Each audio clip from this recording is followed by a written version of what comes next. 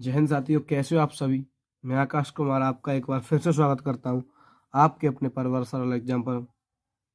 साथियों, आज 11 तारीख है, 11 मार्च को सामाजिक विज्ञान का ये पेपर हुआ है, सोशल साइंस का।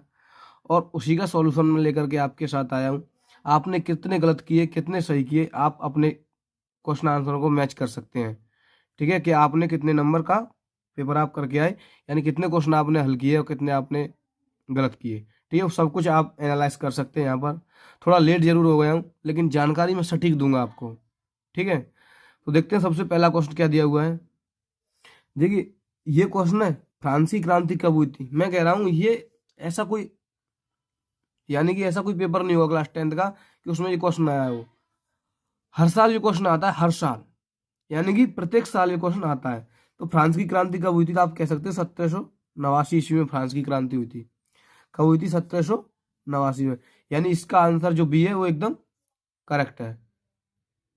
उसके बाद में कह रहा है जर्मनी के 1 एकड़ का जनक कौन है। तो जर्मनी के 1 एकड़ का जनक होता है, ये होता है बिस्मार्क। कौन है, बिस्मार्क है। उसके बाद में बोला है भारत का पहला लौह इस्पात संयंत्र कहाँ स्थापित किया गया था। तो ये किया गया था जमशेदपुर में। कहाँ पर, जमशेदपुर में। उसके बाद में क्वेश्चन पूछा है आपसे, अंतर्राष्ट्रीय विश्व बैंक की स्थापना कब हुई थी। तो 1994 हुई थी। मैं आपको बता दूं कि कब हुई थी, 1994। विश्व में आर्थिक महामंदी कब आई। विश्व में आर्थिक महामंदी कब आई, 1929 में आई थी। ये भी आप याद रखेंगे। ठीक है, कब आई थी, 1919 में आई थी। उसके बाद वो कह रहा है कॉर्न लॉ। कॉर्न लॉ किस देश से संबंधित है। तो ये कॉर्न लॉ ब्रिटेन से संबंधित है। किस देश से संबंधित है, ब्रिटेन से संबंधित है।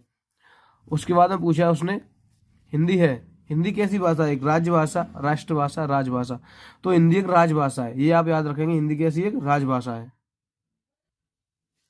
जनसंघ की स्थापना हुई थी, तो 1951 में हुई थी। ये भी आपको याद रखना है और मैच करना है कि आपने सही किया गलत किया। निम्न में से किसका संबंध लोकतंत्र से नहीं है। लोकतंत्र से किसका संबंध नहीं, देखो इसका भी नहीं है, इसका भी नहीं है, इसका भी नहीं है। बहुसंख्यकों का शासन, इसका संबंध लोकतंत्र से नहीं है। ठीक है, उसके बाद में देखेंगे क्वेश्चन नेक्स्ट क्या दिया हुआ है। भारत के संविधान में महिलाओं के लिए आरक्षण की व्यवस्था है। देखो, महिलाओं के लिए भारत में महिलाओं के लिए आरक्षण की व्यवस्था मैं आपको बता दूं, राज्यसभा में भी है।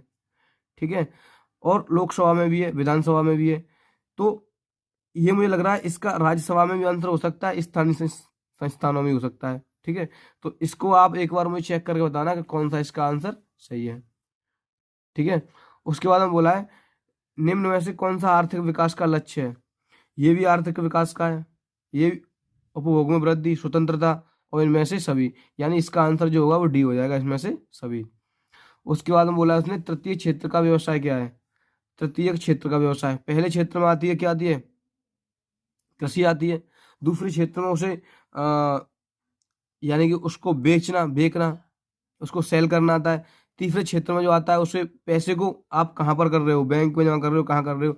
तो इस यहाँ पर जो बैंकिंग आ जाएगा वो क्या हो जाएगा, तीसरी क्षेत्र का व्यवसाय हो जाएगा, तृतीय क्षेत्र का व्यवसाय हो जाएगा ये। ठीक है, उसके बाद में क्वेश्चन 13 दिए हुए, निम्नलिखित में से कौन अनौपचारिक साख को नियंत्रित करता है। तो इसका जो आंसर हो जाएगा वो बी हो जाएगा, वित्त मंत्री। और मैं आपको बता दूं कि अगर आप क्लास 10th में या क्लास 10th में पढ़ने वाले हैं, क्लास 9th में, यानी कि 1 से लगा कर आप अगर 10th क्लास तक पढ़ रहे हैं या उससे ऊपर भी हैं, तो हमारे यानी कि चैनल पे एक हम प्रैक्टिस यानी कि सिलेबस स्टार्ट करने आ रहे हैं। और हमारे चैनल से आप जुड़ें, और आपको मैं गारंटी देता हूँ, सबसे पहले आप जो पहली वीडियो डली है उन्हें देख करके डेमो लें कि किस तरीके से पढ़ाया है, कैसा कंटेंट दिया है मैंने, और उसके बाद हमसे आप जुड़ना। ठीक है, मैं ये नहीं कह रहा हूँ कि नहीं आप यहीं से जुड़ना, यहीं से पढ़ना, कहीं भी पढ़ो, लेकिन पढ़ो अच्छे से, वहाँ कंटेंट अच्छा मिले वहाँ पढ़ो। तो पहले आप 2 एक आध वीडियो डेमो में देखना, उसके बाद में यहाँ से पढ़ना।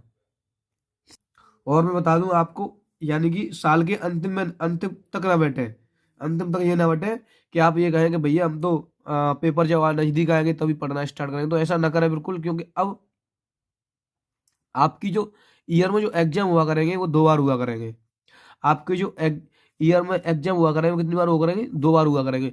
तो मैं इसीलिए कह रहा हूँ आप पढ़ना अभी से स्टार्ट कर दें और छुट्टियां ना निकालें। आप कहेंगे हमें गर्मी की छुट्टी काटनी है, तो आप गर्मी की छुट्टी काटने गोवा नहीं जा रहे हो, ना शिमला जा रहे हो। इसलिए भाई हम सब लोग कैसे हैं, हम एक मिडिल फैमिली से आते हैं, गरीब लोग हैं, तो हमें तो पढ़ाई करनी है भाई, ठीक है। उसके बाद में देखिए क्या दिया हुआ है, तो इसका वित्त मंत्री हो जाएगा।